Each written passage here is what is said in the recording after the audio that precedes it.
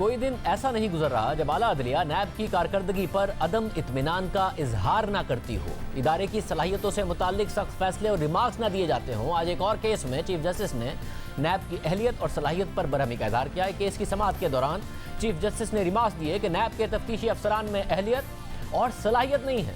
Chairman नैब इस case की तफ्तीशी team को तब्दील करें। नैब में तफ्तीश का मयार जांचने के लिए कोई निज़ाम नहीं है। नकाइश से भरपूर तफ्तीशी रिपोर्ट रेफरेंस में तब्दील कर दी जाती है और रेफरेंस दायर करने के बाद नैब अपनी गलतियां सुधारने की कोशिश करता है। गलतियों से भरपूर रेफरेंस पर अदालतों को फैसला करने में मुश्किलात होती हैं। करप्शन के मुकदमात के फैसलों में ताखीर का आगाज ही नैब के दफ्तर से होता है।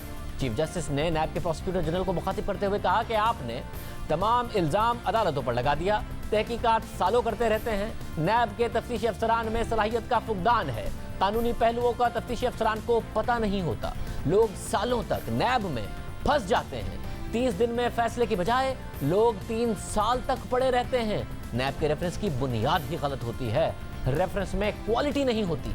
50-50 लोगों को गवाह बना लिया जाता है। हालांकि क्वालिटी का तो एक ही गवाह काफी होता है।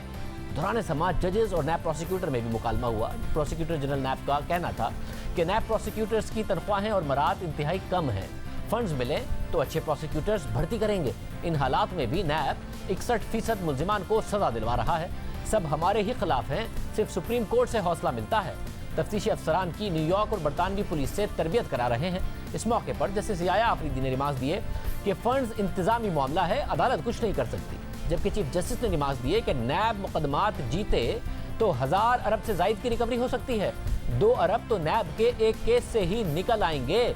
नई अदालतों के कयाम में 2.86 अरब का मसला चूजे की खुराक के बराबर है।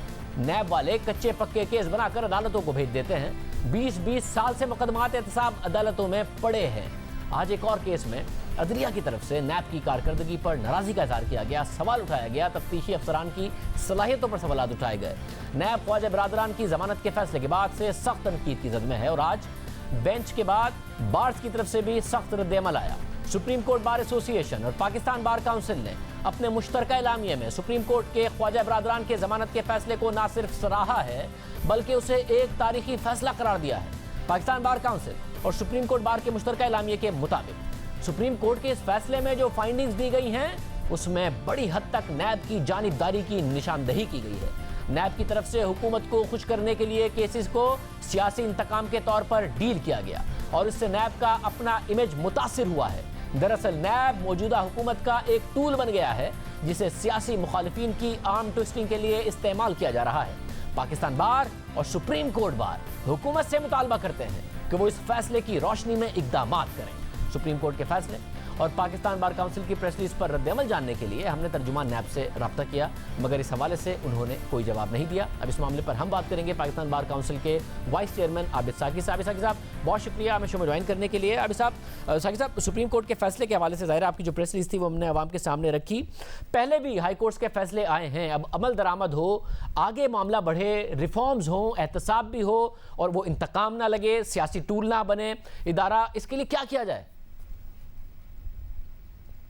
देखिए, सुप्रीम कोर्ट का जो हुक्मनामा है, जो ऑर्डर है, वो आइन के अंदर ये तयशुदा है कि रियासत के तमाम इदारे सुप्रीम कोर्ट की एड में और सुप्रीम कोर्ट के अहकामात की तामील करने के पाबंद हैं।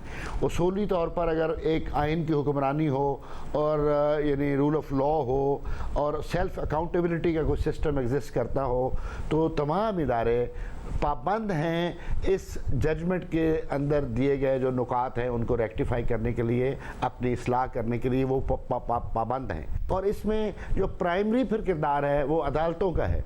अब अदालतों को भी अपने आप को सेंसिटाइज करना चाहिए कि सालों साल लोग कैदो बंद की सहूलतें बर्दाश्त करते हैं और फिर जाकर सुप्रीम कोर्ट में ये कंक्लूजन ड्रॉ होता है कि इनके खिलाफ तो कोई केस ही नहीं था।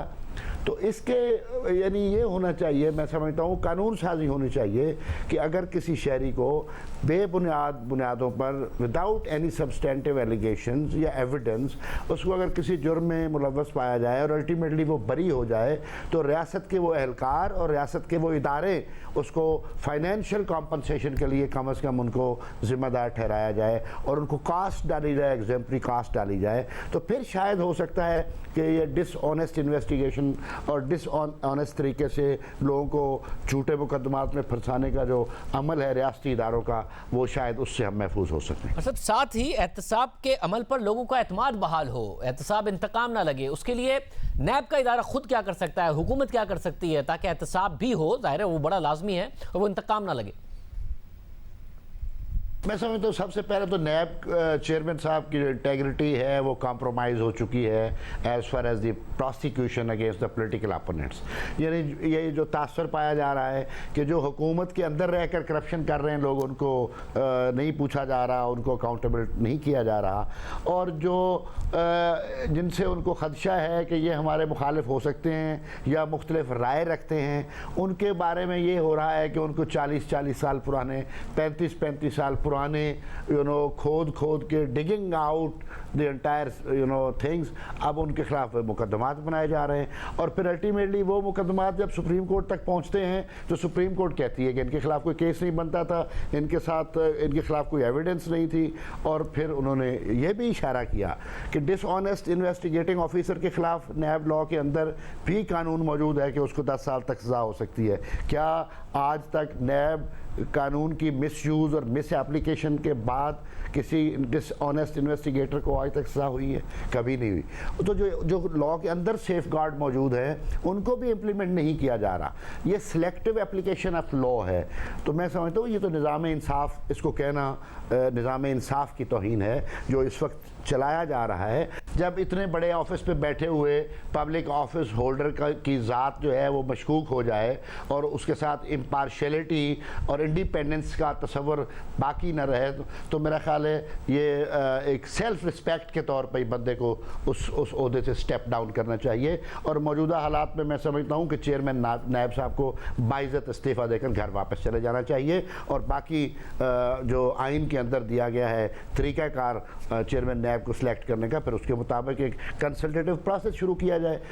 ये मैं समझता हूँ मिनिमम डिमांड जो है वो ये है इस वक्त कि चेयरमैन नैब को रिज़ाइन करना चाहिए।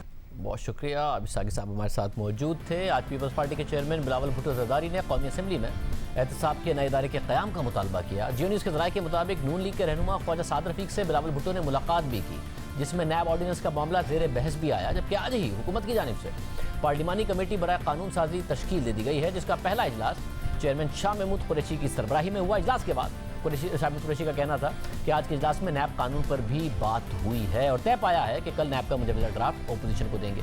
अब देखते हैं पीर को इस हवाले से क्या होता है। इजाज़त दीजिए, अल्लाह हाफ़िज़।